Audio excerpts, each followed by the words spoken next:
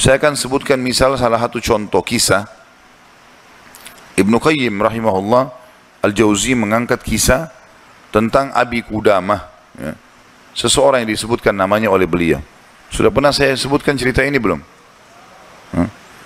Selalu belum, ya. Baiklah. Abi Qudamah, kata Ibnu Jauzi, adalah seseorang yang suka berjihad. Di zaman dulu, zaman tabi'in, suka berjihad, berperang. Dan dia selalu memotivasi orang untuk berjihad. Ditanya di salah satu masjid itu, dia lagi pulang dari jihad, pengalaman apa yang paling berkesan bagi anda di kancah peperangan jihad? Dia bilang, kisah seorang anak muda yang bertemu bidadari. Maka orang tanya, seperti apa ceritanya? Dia bilang, satu waktu saya pulang ke negeri saya, di kotanya. Kemudian saya motivasi orang untuk berperang, berjihad. Disampaikanlah motivasi, ayat-ayat, hadis, kisah-kisah nyata. Sampai orang-orang pada termotivasi untuk berjihad. Dia bilang, setelah selesai saya pulang, besok saya ingin bentuk pasukan, bergabung dengan pasukan muslimin untuk berjihad. Ya. Waktu saya pulang ke rumah, dia bilang tiba-tiba ada suara perempuan depan pintu. Memanggil, wahai Abi Qudamah, Abi Qudamah. Dia bilang, saya baca, a'udzubillahi minasyaitonirrajim. Jangan sampai ini godaan syaitan. Perempuan malam-malam memanggil-manggil depan rumah. Dia enggak bilang, saya enggak mau buka pintu. Terdengar lagi suara kedua kali, Abi Qudamah, Abi Qudamah, buka pintu. Suara perempuan. Dia bilang, a'udzubillahi minasyaitonirrajim. Saya enggak mau buka ini, takut jadi fitnah, gitu kan. Terus perempuan itu rupanya nyaut depan pintu. Dia bilang, wahai Abi Qudamah, bukankah anda yang memotivasi kami berjihad? Dan saya terpengaruh dengan itu. Saya ingin menyumbang sesuatu. Bukalah pintunya. Dia bilang, saya dengar orang ini mau nyumbang hubungan dengan jihad, saya buka pintu. Perempuan itu rupanya bercadar. Dia bilang, pada saat saya buka pintu dan di hadapan saya tahu kalau orang ini, kalau tidak pakai cadar, luar biasa Allah berikan kelebihan fisiknya. Terlihat, wanita ini punya kecantikan tapi dia tutup auratnya. Lalu saya alihkan pandangan saya dan saya katakan, apa yang akan engkau sumbang ibu? Dia bilang, sesuatu yang paling indah dari tubuh saya, hai Abi Qudamah, adalah rambut saya. Saya memiliki rambut yang sangat bagus dan panjang. Maka saya sudah memotongnya dan saya sudah membentuknya supaya menjadi tali kekangan kuda. Maka saya minta agar rambut saya ini engkau jadikan tali kekangan kudamu, agar minimal rambutku ikut berperang. Abi Qudamah bilang, saya heran dengan imannya ibu ini. Luar biasa ini. Gak pernah ada orang terfikir seperti itu. Rambutnya panjang, lebat, tebal, dipotong, lalu dibuat sedemikian rupa sehingga bisa menjadi tali kekangan kuda. Gitu. Pakailah ini Abi Qudamah. Abi Qudamah bilang, baiklah, diambil. Pada saat sudah diambil, Abi Qudamah mau tutup pintu, dia bilang, sebentar, masih ada satu lagi Abi Qudamah. Dia bilang apa? Suami saya mati syahid. Dan semoga Allah terima. Semoga juga kami disatukan di surga. Dan dia mewariskan seorang anak laki-laki yang mirip seperti dia. Maksudnya keimanannya, fisiknya, segala macam. Saya harap anda tidak menolak anak saya besok ikut berjihad. Kata Abi Qudamah, baiklah. Tutup pintu, besok pagi habis sholat subuh, habis syuruk, menjelang duha, berkumpullah orang-orang yang mau ikut jihad untuk bergabung dengan pasukan muslimin. Setelah Abi Qudamah bilang, saya motivasi mereka, datanglah seseorang dari belakang saya berteriak, Abi Qudamah, Abi Qudamah. Suara seorang laki-laki. Dia bilang, saya balik ke belakang. Waktu saya balik, saya seperti melihat matahari. Artinya, ada seorang laki-laki putih, tinggi, gagah, rambutnya indah, fisiknya kekar di atas kuda. Dia bilang, saya sendiri kagum melihat orang ini. Luar biasa secara fisik, membuat orang sudah kagum. Dia bilang, terus dia bilang, hai Abi Qudamah, saya anaknya ibu semalam yang memberikan rambut kepada anda. Dan saya siap untuk ikut berperang. Dan wasiat ibu saya agar saya jangan pulang, suruh mati syahid. Kata Abi Qudamah, saya kagum melihat lagi anak ini. Sudah kagum melihat ibunya, kagum melihat anaknya. Bagaimana keyakinan mereka berdua tentang janji Allah. Dan hidupnya di situ sudah. Lingkup hidupnya itu adalah yang dijanjikan oleh Allah dan Rasulnya. Udah, Allah bilang dapat ini, ya sudah, diyakinkan iya. Sholat dapat ini, puasa dapat ini, jihad dapat ini. Yakin, tidak ada keraguan. Hidupnya terbentuk di situ, itu yang dijalani sama dia. Dia yakin meninggalkan juga dosa, ini adalah pintu yang baik. Kalau dia buat, dia akan jauh dari Allah.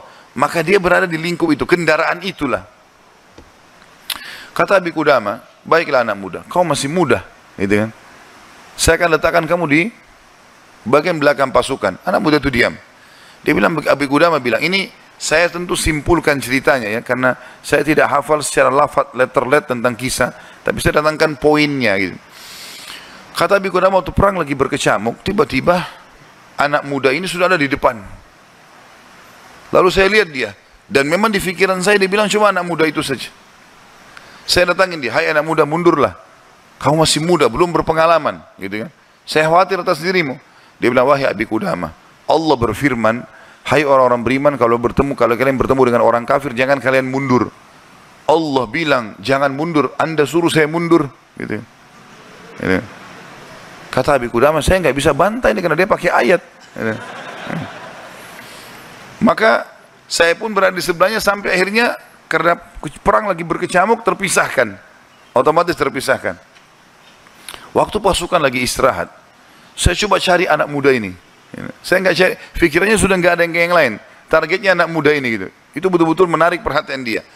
Dia bilang begitu saya lihat orang lagi istirahat semuanya kena capek berperang. Maka saya lihat anak muda ini sibuk menyiapkan makanan para mujahidin, mengikatkan tali kudanya, menyiapkan rumput kudanya. Pokoknya dia sibuk dengan itu. Jadi dia betul-betul menikmati apa yang sudah Allah dan Rasulnya perintahkan. Ini targetnya dan ini benar bagi saya. Selesai. Ini adalah konsep hidup saya. Gitu. Maka Abi Qudamah bilang, saya kagum melihat anak muda ini. Kemudian perang berkecamuk lagi. Berkecamuk lagi, yang kedua kali. Kemudian pada saat lagi maju, saya anak muda itu di depan. Saya datangin lagi, hai anak muda, ke belakang lah. Dia bacain lagi ayat. Nah. Wahai Abi Qudamah, Allah berfirman, hai orang beriman, kalau bertemu dengan orang kafir, jangan kalian mundur. Bagaimana Allah bilang jangan mundur, Anda suruh saya mundur? Abi Qudamah diam, tidak bisa bantah karena dikatakan ayat. Berkecamuk peperangan dipisahkan oleh prajurit yang saling serang satu sama yang lain, sampai akhirnya tiba malam hari, waktu istirahat. Kata Abi Qudamah, dua pasukan istirahat, lalu saya cari, di mana anak muda ini, di kemah mana dia? Cari-cari sampai dapat kemahnya. Kata Abi Qudamah, waktu saya masuk dalam kemahnya, saya temukan anak muda itu sedang tertidur dan senyum. Senyum lebar gitu. Saya penasaran anak muda ini lagi mimpi apa gitu. Dia bilang saya tunggu sampai senyumnya sudah redah. Kemudian saya tepuk, bangunkan. Hai anak muda bangunlah. Apa yang kau lihat dalam mimpimu? Kata anak muda ini, demi Allah wahai Abi Qudamah, saya melihat saya masuk ke surga.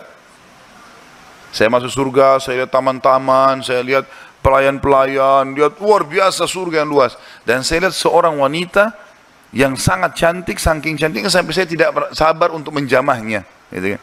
Lalu dia mengatakan, belum waktunya hai suamiku. Padahal sebenarnya anak muda ini belum menikah. Ya. Lalu dia bilang, engkau, perempuan itu bilang, engkau akan bertemu dengan aku besok siang. Kata anak muda itu, setelah itu Anda bangunkan saya. Dan saya berharap Allah membuat saya mati syahid besok. Gitu. Untuk mendapatkan apa yang Allah janjikan. Yang jelas, kata Abi Qudamah, saya kagum.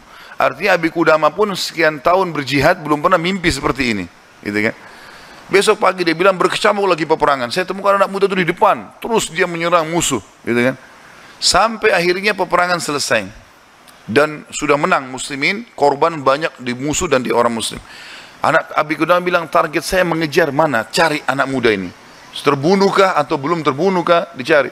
Dia bilang saya cari di jenazah prajurit muslim yang disusun, ternyata ada bergeletakan, saya temukan ada anak muda itu penuh dengan darah gitu. Ya. Tapi masih hidup.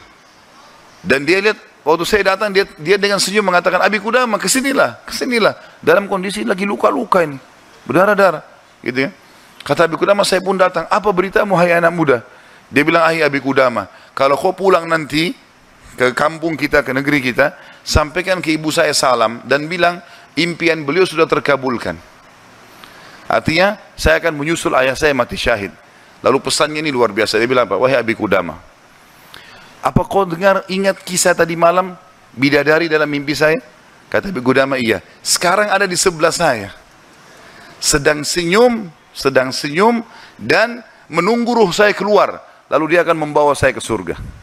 Lalu kata Abi Qudamah, orang itu pun meninggal dunia dalam kondisi dia tersenyum, gitu kan?